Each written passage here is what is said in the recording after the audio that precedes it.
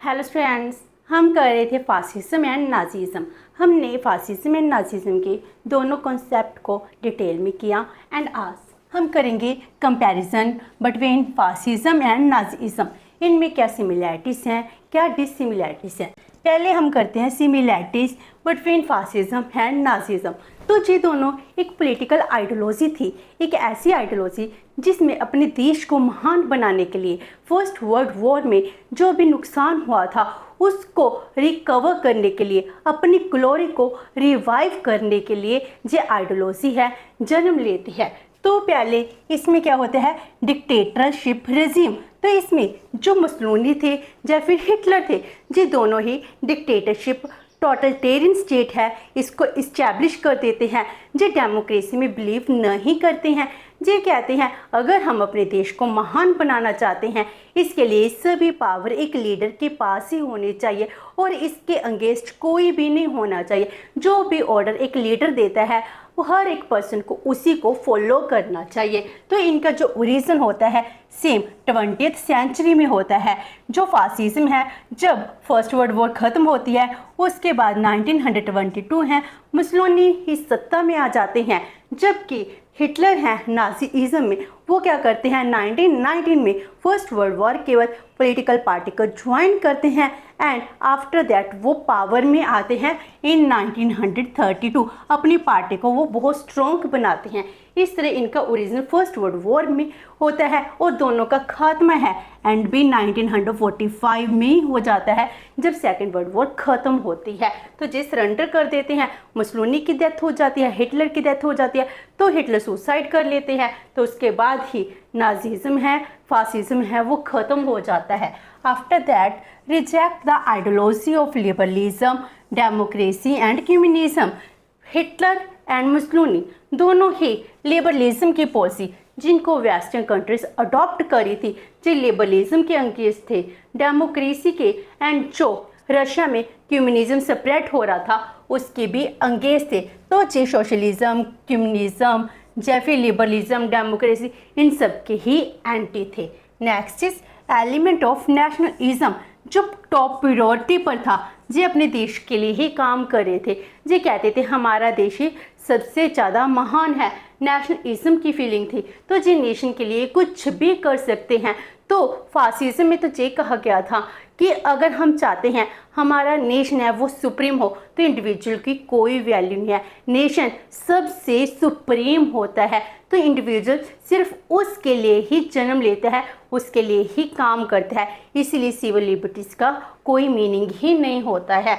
तो ये civil liberties के भी अगेंस्ट होते हैं, क्योंकि अगर ह्यूमन को सिविल लिबर्टीज दी जाएंगी तो वो नेशन है, नेशन को भूल जाता है, इसीलिए सिविल लिबर्टीज के जे अगेंस्ट माना जाता है। इसमें कहते हैं जो भी इंडिविजुअल हैं उसमें जो भी लीडर हैं, लीडर जितना भी काम कहता है वही काम करने को कहा जाए, वही लोगों को करना चाहिए। अगर वो फ्रीडम की डिमांड करेंगे तो नेशन के लिए काम कौन करेगा, इसलिए सिविल लिबर्टीज के अगेंस्ट थे। तो इसमें एक है feature one party rule one leader. तो मीनिंग दोनों ने जो अदर ऑपोजिशन पार्टीज थी उनको किसी न किसी वे से डायरेक्ट, इनडायरेक्ट, लीगल वे से या इलीगल वे से उन पार्टी को ख़त्म कर दिया। तो अपोजिशन पार्टी कोई भी नहीं रही थी, एक ही पार्टी वो रूल करती थी और उनका एक ही लीडर था। नाजीज़म में कौन था, हिटलर था, और फासिज्म में मुसोलिनी था। एक पार्टी एक लीडर ही रूल कर रहा था। तो इनकी ऐसी आइडियोलॉजी थी against the civil liberties. Then igniting the world war two, जो वर्ल्ड वॉर टू है इसको इग्नाइट करने वाले, इसको स्टार्ट करने वाले कहीं ना कहीं फासिज्म एंड नाजीज़म ही थे। मुसोलिनी और हिटलर हैं 1937 में ही सेकेंड वर्ल्ड वॉर की तैयारी करना स्टार्ट कर देते हैं, जो अपनी टेरिटरी को एक्सपैंड करना चाहते हैं, जो चाहते हैं हमारी ग्लोरी रिवाइव हो, इसके लिए वर्ल्ड वॉर टू जरूर होगी। Next is propagate anti peace ideology, जो तो पीस के अगेंस्ट थे, जो कहते हैं वॉर है, अगर वॉर नहीं होगी तो जैसे स्टिल वाटर है हमारी सिचुएशन वैसी ही हो जाएगी। तो हमारी हिस्ट्री भी यही कहती है एक देश की एक्सपेंशन बहुत ज़रूरी है, इसके लिए वॉर का होना ज़रूरी है। अगर वॉर नहीं होगी तो एक देश है कभी भी महान नहीं बन सकता है। देन अगेंस्ट द इंटेलेक्चुअल्स, जो इंटेलेक्चुअल्स थे उनके अंगेज थी। जो भी स्कॉलर्स थे, प्रोफेसर थे, रिसर्चर थे, टीचर थे, उनको कोई भी फ्रीडम ऑफ एक्सप्रेशन नहीं दिया गया था। जो इनके आइडियोलॉजी के अगेंस्ट बात करते थे उनको जला दिया जाता था, उनका लिटरेचर भी, उनको भी मार भी दिया जाता था। इस तरह से इंटेलेक्चुअल के अंगेंस्ट थी सेंसरशिप। तो मीनिंग जो मीडिया है, प्रेस है, रेडियो है, इन पर जो भी टेलीकास्ट किया जाता था उसमें गवर्नमेंट ही रेगुलेट करती थी। इसकी परमिशन के द्वारा आप कुछ भी टेलीकास्ट नहीं कर सकते। तो डायरेक्टली और इनडायरेक्टली एक पार्टी, एक लीडर का ही पूरे देश पर कंट्रोल था। इसीलिए इनके दोनों सिमिलैरिटीज़ हैं, जिसमें हम कहते हैं फासिज्म एंड नाजिज्म है। इनका जन्म भी साथ में होता है और इनका एंड भी साथ में हो जाता है। आफ्टर दैट हम करते हैं डिसिमिलैरिटीज़। इन दोनों में फिर भी कुछ ना कुछ डिफरेंसेस जरूर हैं। हम करते हैं इधर basis of the difference, here fascism and here Nazism. तो क्या डिफरेंस है? एरिया ऑफ फंक्शन फासिज्म है जो इटली में स्प्रेड होता है एंड नाजिज्म इसकी नेबर कंट्री जर्मनी में इसका उदय होता है। तो उसके बाद जो इनके लीडर होते हैं, लीडर कौन थे? फासिज्म का क्रिएट करने वाले बेंटो मुसोलिनी थे, नाजीइज्म के अडोल्फ हिटलर थे। तो इनके लीडर भी डिफरेंट थे।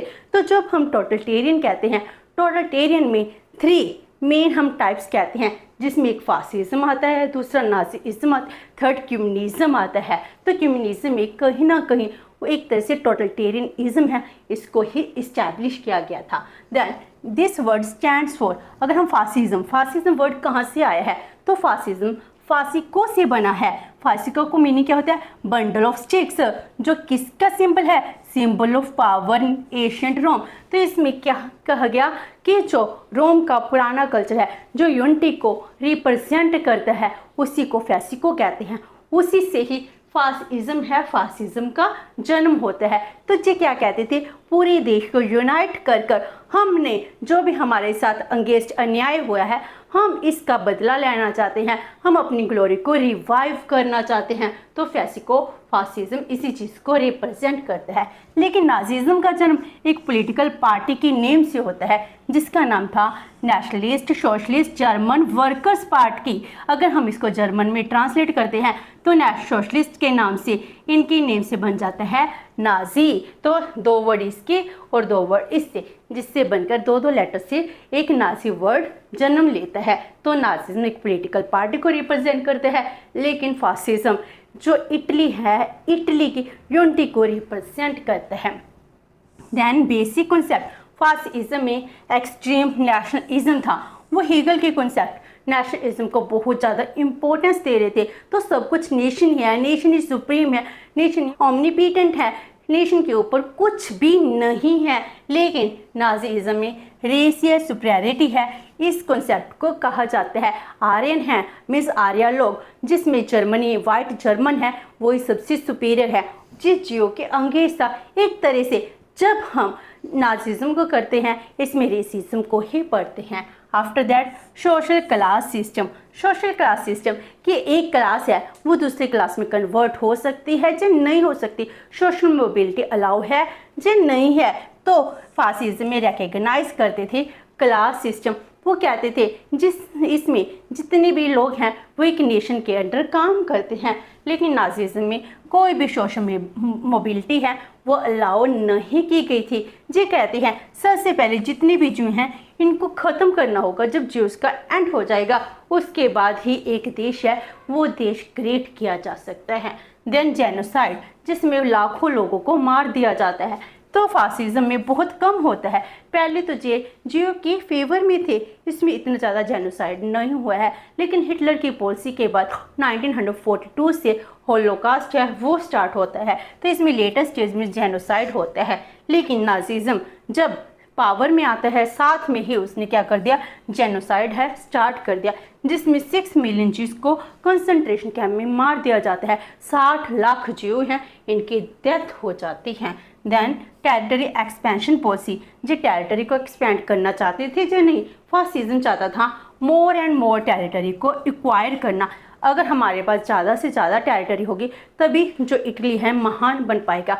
लेकिन जो जर्मन में हिटलर था वो क्या चाहता था, जो जर्मन स्पीकिंग टेरिटरीज हैं उनको यूनाइट करना। वो अदर टेरिटरीज को जर्मन में इंक्लूड नहीं करना चाहता था। जिन कंट्रीज में जर्मन बोली जाती है सिर्फ उन टेरिटरी को यूनाइट कर कर एक इम्पोर्टेंट, एक सबसे महान देश बनाना चाहता था। देन ब्रूटल आइडियोलॉजी, जिसमें लोगों के अगेंस्ट था। हार्शनेस कैसी थी, तो फासिज्म ज़्यादा हार्श नहीं था।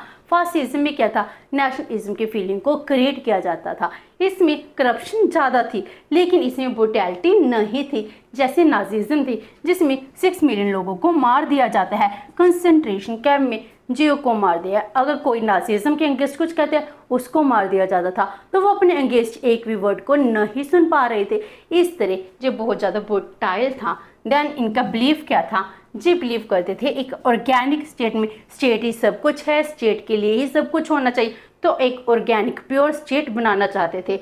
लेकिन जो इसका बेसिक कंसेप्ट था, इसका बिलीफ था रेसिज्म में, कहते आर्य ही सुप्रीम है, तो आर्य को सुप्रीम बनाने के लिए हमको काम करना है। इनका बिलीफ है जो अदर रेसिस हैं जो अनडिजायरेबल हैं, तो जब हम एक नेशन से अनडिजायरेबल रेसिस को ख़त्म कर देंगे उसके बाद ही हम सुप्रीम बन पाएंगे।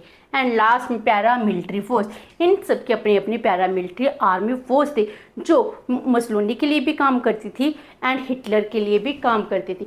फासिज्म में वो ब्लैक शर्ट्स पहनते थे एंड ब्लैक शर्ट फोर्स भी कहा जाता था, लेकिन नाजिज्म में जिसको हम एसएस कहते हैं उसको ब्राउन शर्ट्स पहनते थे, ब्राउन शर्ट फोर्स या फिर एसएस फोर्स भी कहा जाता था। तो इनकी पैरामिलिट्री फोर्स है वो भी बहुत ज़्यादा वर्क थी जो अपने लीडर की पॉलिसीज़ को एकदम से इम्प्लीमेंट करती थी। तो इस तरह फासिज्म है, नाजिज्म है, इनमें कुछ सिमिलैरिटीज़ होते हुए भी बहुत ज़्यादा डिफरेंस है, जिस वजह से फासिज्म को फिर भी हम कुछ हद तक सही कह देते हैं, लेकिन नाजिज्म है, नाजिज्म को एक नफरत की फीलिंग से ही देखा जाता है। विद दिस हमारा फासिज्म एंड नाजिज्म की पॉलिटिकल आइडियोलॉजी है वो ख़त्म होती है। होप सो कि आपको ये सेशन अच्छे लगे होंगे। अगर आपका कोई क्वेरी है तो post it comment box and video अच्छी लगी तो please like and share with your friend. Thank you so much and have a nice day.